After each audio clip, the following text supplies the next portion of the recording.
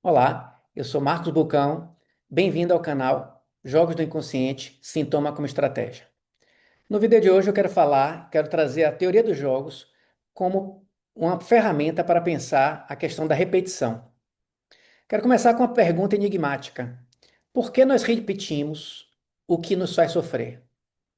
E o enigma é grande, porque como é que nós, seres humanos, tão racionais, tão inteligentes, somos capazes de repetir padrões que nos causam prejuízo claramente?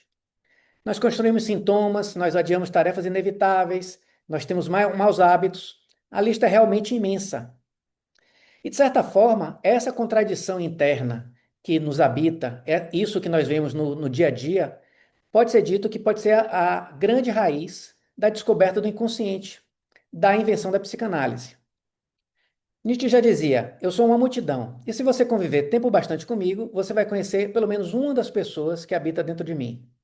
De certa forma, a psicanálise cria o arcabouço conceitual para poder falar justamente dessa multidão. Ela traz à tona o fato de que nós não somos seres unívocos, seres lineares.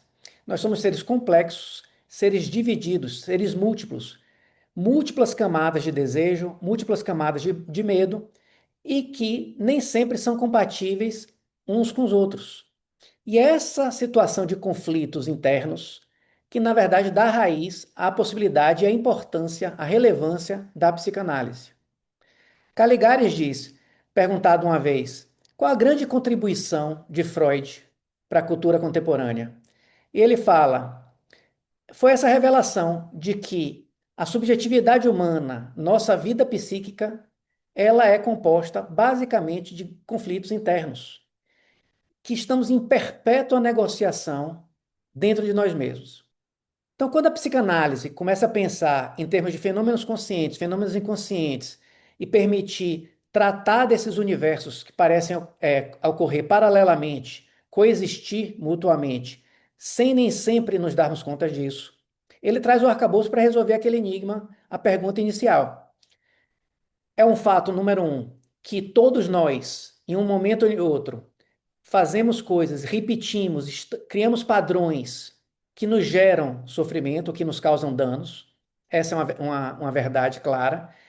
Mas também temos a verdade clara que a repetição, nós só repetimos coisas que nos fazem ou nos dão prazer ou nos evitam sofrimento. E a terceira verdade, que existe uma multidão, uma infinidade de desejos e medos que nem sempre são compatíveis uns com os outros. Quando a gente junta essas três frases, essas três sentenças, você tem uma conclusão apenas. A conclusão que nós podemos enunciar com a psicanálise.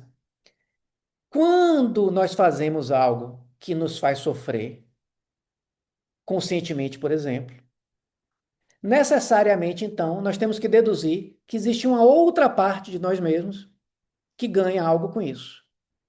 Então, a descoberta do inconsciente vem para resgatar essa compreensibilidade. De certa forma, a gente resgata até mesmo a racionalidade do comportamento humano.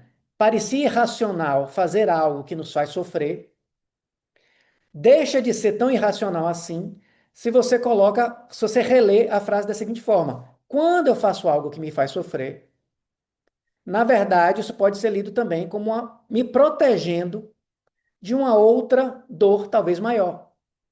Pense na questão do sintoma, por exemplo. Daí minha frase, sintoma como estratégia.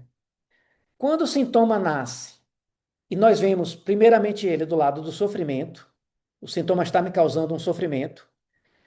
Quando a gente pensa ele como estratégia, como uma espécie de solução de compromisso, ele na verdade pode ser visto como um mecanismo de defesa que está me protegendo talvez de uma realidade ainda mais intolerável. Então temos aí um conflito interno que se expressa de várias formas, em estratégias que se expressam de várias formas. O sintoma é uma dessas estratégias, ele soluciona um problema, me protege de uma realidade intolerável, ou de algo inadmissível, de algo que eu não consigo admitir, gera sofrimento consciente, mas me protege de outra coisa inconscientemente. Nessa batalha, eu vejo o sofrimento consciente, mas ao entrar em análise, eu percebo que tem um mecanismo subjacente muito mais complexo, e é dele que eu quero tratar aqui.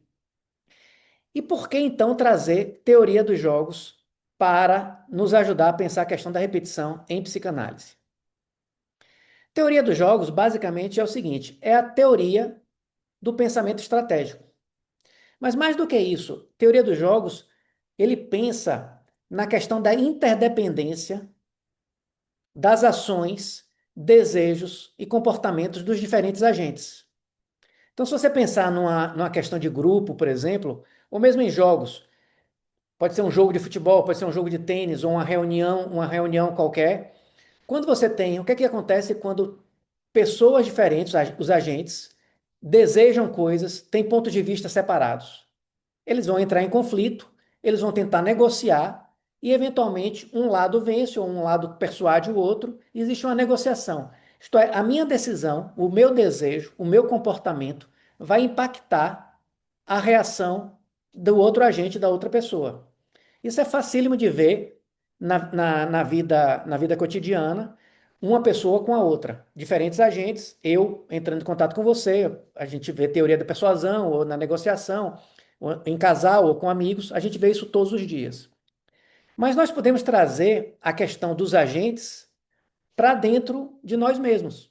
Se a gente pensar a questão do querer consciente versus desejo inconsciente, ou mesmo os múltiplos desejos, as múltiplas camadas de satisfação, desejo de ser reconhecido, desejo de agradar os pais, desejo de agradar o grande outro, versus outros desejos idiosincráticos, os desejos mais pessoais, os desejos, a pulsão, toda essa rede de desejos ou de medos, se nós tratarmos, se nós pensarmos como agentes independentes, cada um com um tipo de objetivo, a gente pode pensar o panorama, o cenário de conflito inconsciente como um cenário bem possível de ser usado, utilizado para se beneficiar da teoria dos jogos.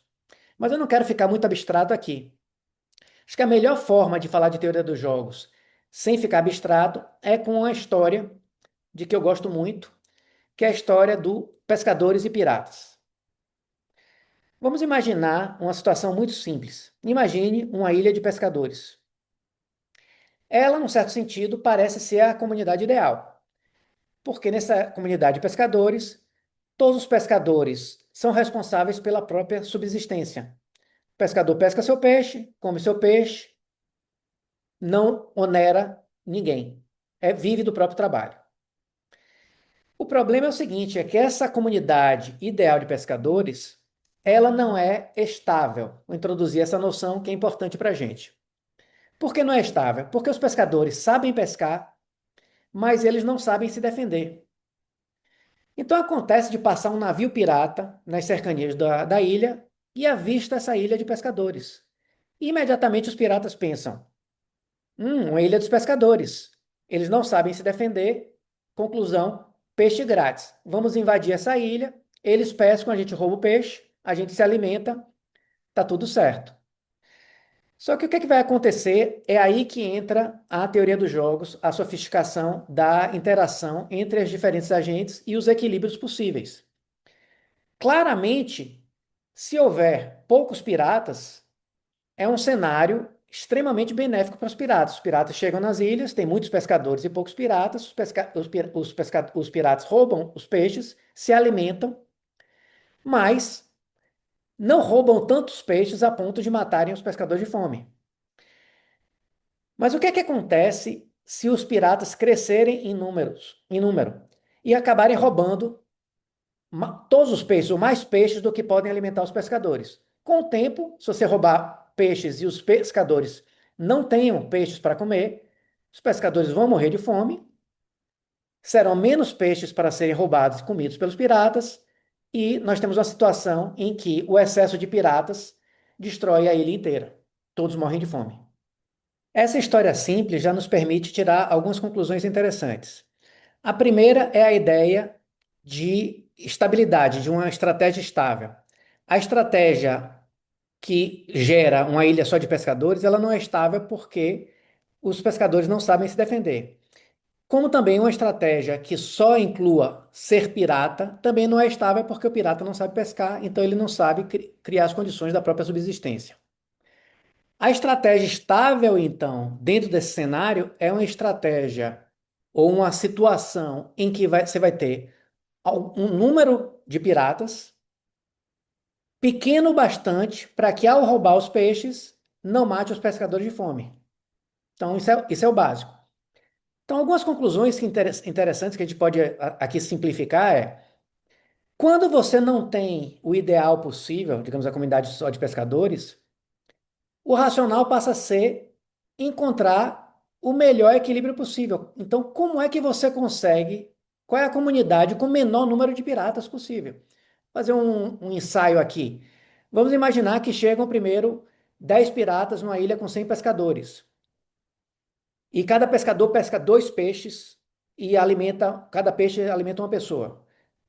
Teoricamente, você poderia ter uma ilha com 100 pescadores e 100 piratas, mas deixa um equilíbrio estável, porque um pescador fica doente, aí vai ter um problema de peixe. Chegam mais piratas, a mesma coisa. Agora imagine algum cenário em que, quando chegaram os 10 primeiros piratas, em vez deles deixarem novos piratas chegarem na ilha, esses piratas agora tomam a seu encargo bloquear, defender a ilha. Então, nós estamos num cenário interessante, em que você não tem o cenário ideal, só pescadores, mas agora você tem piratas que são aceitos na ilha, com parte da vida da ilha, e esses piratas agora usam as habilidades dele para proteger da chegada de novos piratas. Numa proporção de 10 piratas, nesse cenário hipotético, 10 piratas e 100 pescadores, a gente tem um excesso de peixes em que todos vivem muito bem e impede a chegada de novos piratas, então tem um excesso de peixes o suficiente para garantir que, se chegarem novos piratas, alguns piratas conseguirem invadir, tudo bem, porque tem peixes de sobra, e se alguns pescadores ficarem doentes e não puderem trabalhar naquele dia, também não tem problema. Então a ideia de um equilíbrio estável nesse sentido, estável, diferente de ideal. Se a gente tentar fazer algumas remissões com psicanálise, é interessante, porque quando a gente renuncia ao mundo ideal, renunciar é aceitar que nem sempre é possível eliminar todos os piratas. Claramente, quando a gente pensa em psicanálise ou pensa numa análise, a gente pensa, por exemplo, no fantasma, no sintoma, nas fantasias, não é que a gente vai tentar eliminar tudo o que nos define. A eliminação completa do sintoma, do que nos faz perseguir a fantasia, nossas pulsões, não são elimináveis. Nós temos que aprender, nós não podemos eliminar as pulsões ou aquilo que causa o sintoma sem morrer, sem nos eliminar. Então, existe um resto não eliminável. Essa talvez seja a metáfora dos piratas. Você não pode eliminar os piratas. Quando você aceita que você não pode eliminar os piratas, você passa a perguntar, não o mundo ideal, impossível, você aceita essa limitação e passa a pensar qual é o próximo melhor possível. Se a gente pensar isso na travessia da fantasia, ou mesmo no final de análise, não se trata de encontrar um ser humano perfeito, sem problemas, sem questões, sem nada, mas encontrar qual é a margem de manobra que nos permite viver com nossas peculiaridades, com nossas pulsões, com os nossos desejos inconscientes, de uma forma que não mate os pescadores de fome. Acho que como metáfora a gente pode ficar por aqui e eu vou trazer em outros vídeos outras noções de teoria dos jogos para a gente ver como essa noção de estratégia e interdependência dos agentes, como é que a gente pode usar isso para pensar sintomas, para pensar mecanismos de defesa, particularmente a questão do gozo, essa ideia de que no nosso gozo, na satisfação pulsional, você tem uma carga de sofrimento e que nós não podemos eliminar integralmente, obviamente, a questão da fantasia. A fantasia, existe o fantasma fundamental, mas nós temos uma margem de manobra. Assim como na ilha você pode ter o cenário em que os piratas crescem em número absurdamente, gerando um cenário autodestrutivo, como você pode também ter um remanejamento possível dentro daquele cenário em que piratas necessariamente existem, para que haja uma possibilidade de convivência e aceitável para a comunidade como um todo. E eu acho que talvez seja essa a ideia de um cenário possível de um final de análise, por exemplo. Não que você elimina todas as fontes de desconforto, isso é obviamente possível, mas você tem essa margem de manobra que você consegue manejar e viver razoavelmente bem com os seus sintomas, ou com sua fantasia, ou com as suas formas de gozo particular. Eu espero que tenha sido útil, espero que tenha gostado. Fique comigo para um próximo vídeo. Até a próxima.